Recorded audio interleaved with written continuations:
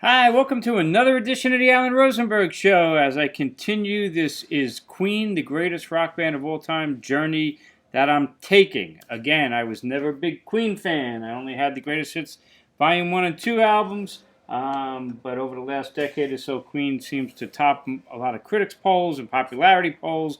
A lot of people say they're the greatest band of all time. So, went out and got a whole bunch of their albums, and I'm testing that theory. So we are up to this album, which is their fifth album. A Day at the Races came out in 1976, another blockbuster for them. You know, in America, they broke it big with A Night at the Opera. It was their first UK number one as well. And A Day at the Races was also UK number one and also hit, I believe, number 5 in the US. This one hit number 4, but about equal. They're obviously sister albums, although they definitely came out a year apart. Obviously, one's got the white cover, One Day at the Races got the black cover. They're both named after very famous Marx Brothers movies. And it's got the Queen crest because, like, the Stones had the tongue logo by then, Led Zeppelin had the swan song, Beatles previously had the apple. Well, Queen's got their logo as well, and they were branding themselves. Very smart move.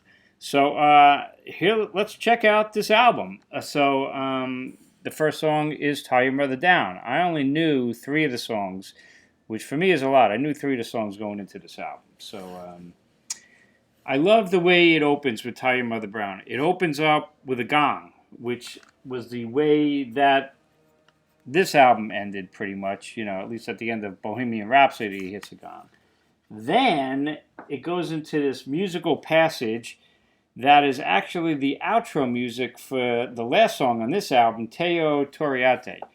So I thought that was a really cool way. They're referencing the end of Night at the Opera pretty much, and they're referencing this very own album, how it ended. So it kind of goes circular. I kind of think that's a cool thing. So you have the outro, which in this case now becomes intro music. That goes into this massive guitar sound, and you get this hard rock, heads down boogie, great track that reminds me very much of that hard like head down boogie of Status Quo. If you're a UK European fan, you know Status Quo. They never really made it in the United States, but Status Quo made a career of that hard rockin' boogie without it ever getting boring. And Tie Your Mother Down is that in a great way, written by Brian May.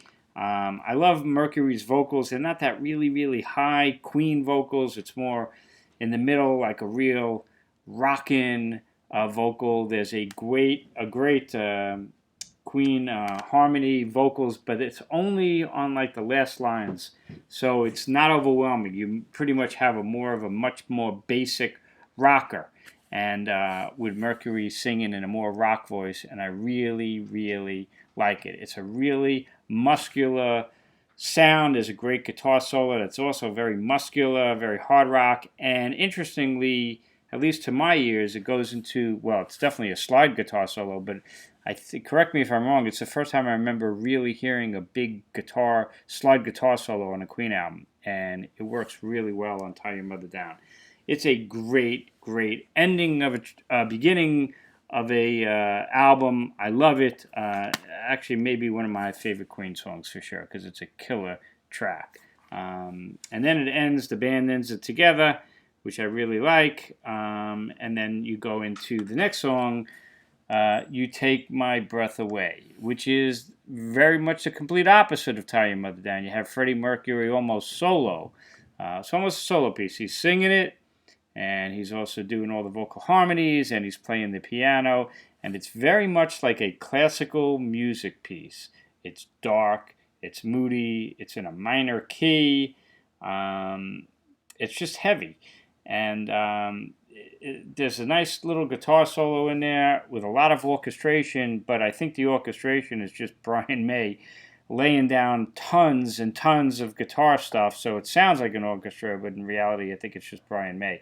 And that's a compliment, because that's really, really cool, all that layering that he's a master of, but it works there.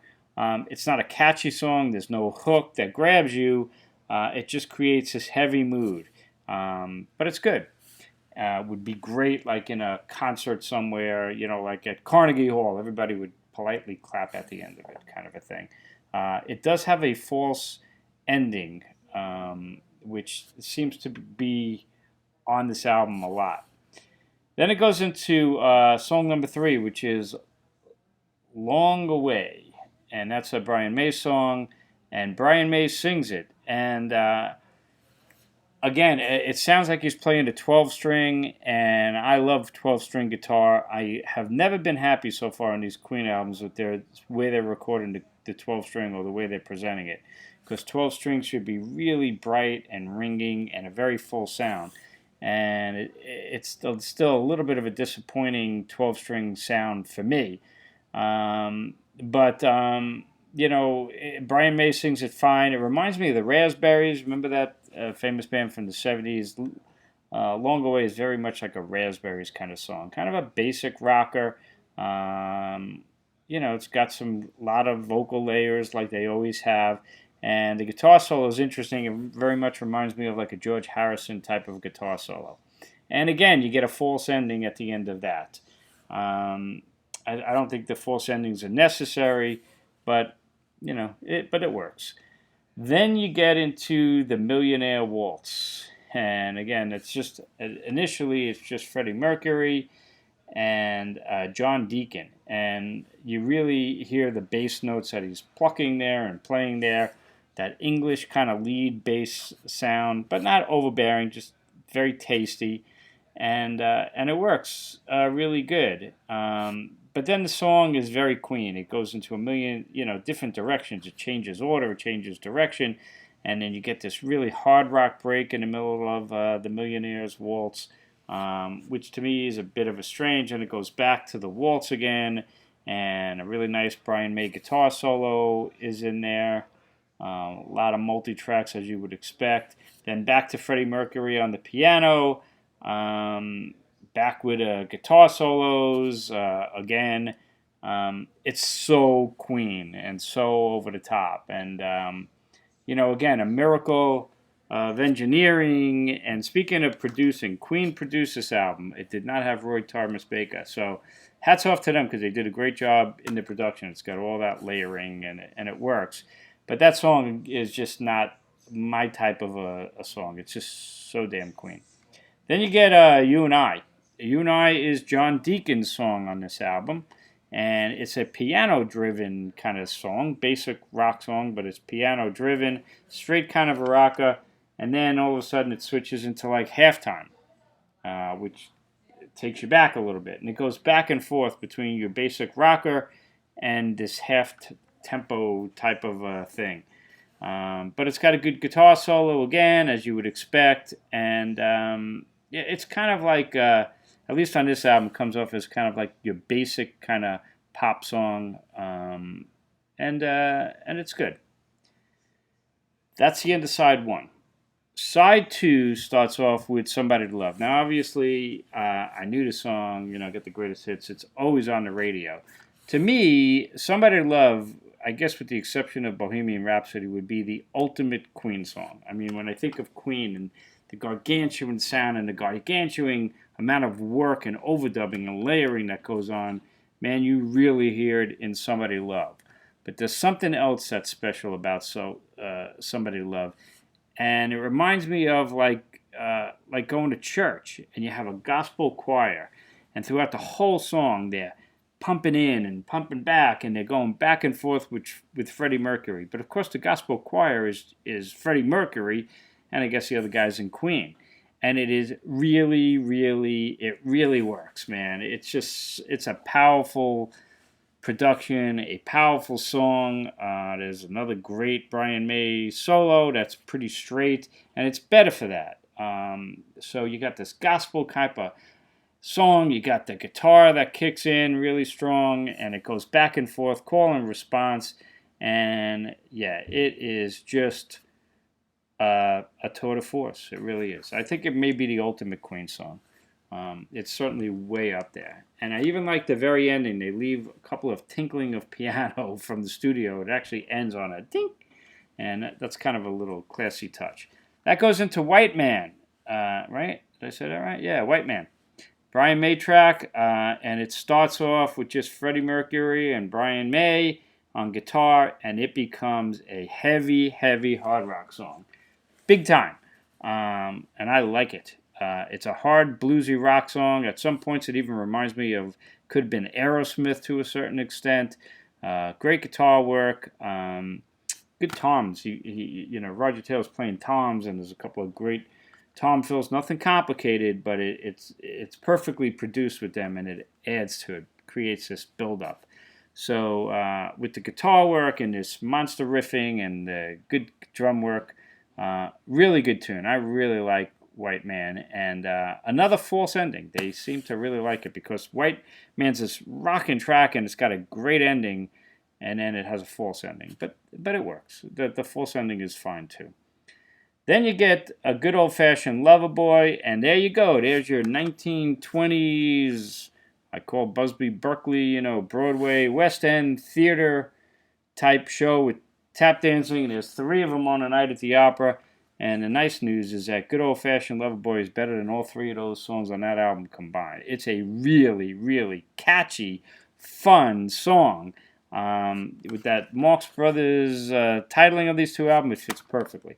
And it's great. It's got a great catchy, great catchy chorus, great catchy guitar work on there. Man, yeah, that's a winner. Good old-fashioned Loverboy for that Queen kind of 1920s, 30s track.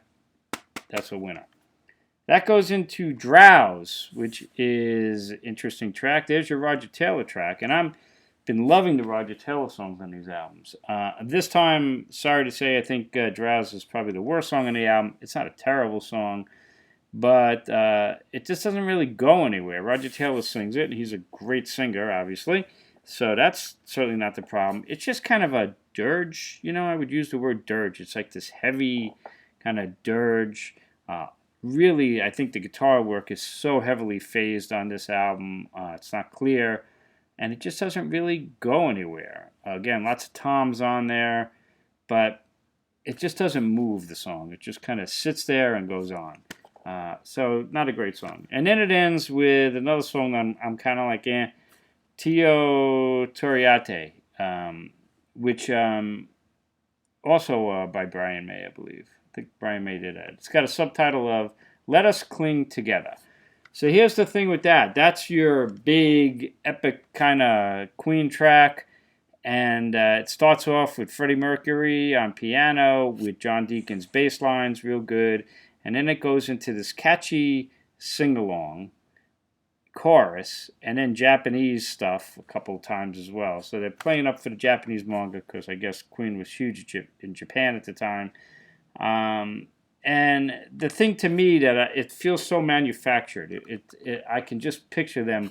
We got to come up with this great Japanese song where we can get 50,000 people singing this chorus.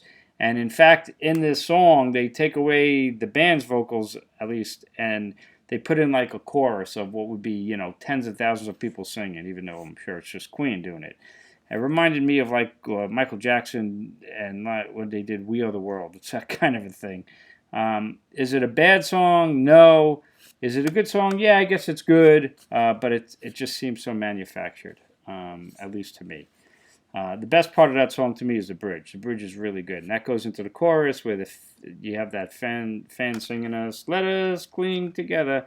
It's not bad, but I don't know. So overall, this album for me is a winner. I like this album so far better than the other ones I've done so far. I'm proud to say I like this album. I could actually see going back to it. I've listened to it a lot in a short period of time.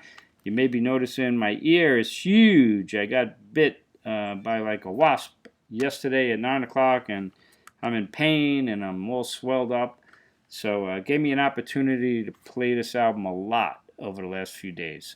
So there you go. Let me know what you think. Again, I like this album. It would be my favorite out of these so far. Do I think it's a 5-star classic? Sorry, Tom, no way. 5-star classic to me, very few albums get.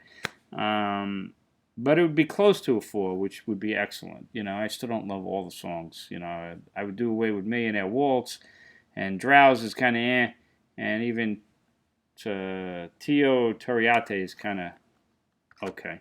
So, but overall, yeah, this one's a winner. Thanks for watching this ongoing series. Let me know what you think. Most importantly, stay safe, stay healthy. If you haven't subscribed, please hit subscribe. Check out these other videos that I'm doing, this ongoing series as I analyze the music of Queen. And I'll let you know at the end, how do they compare to the big biggies, in my opinion? The Stones, Zeppelin, The Who, Beatles, Springsteen, U2. You get the idea. Thanks so much. See you next time.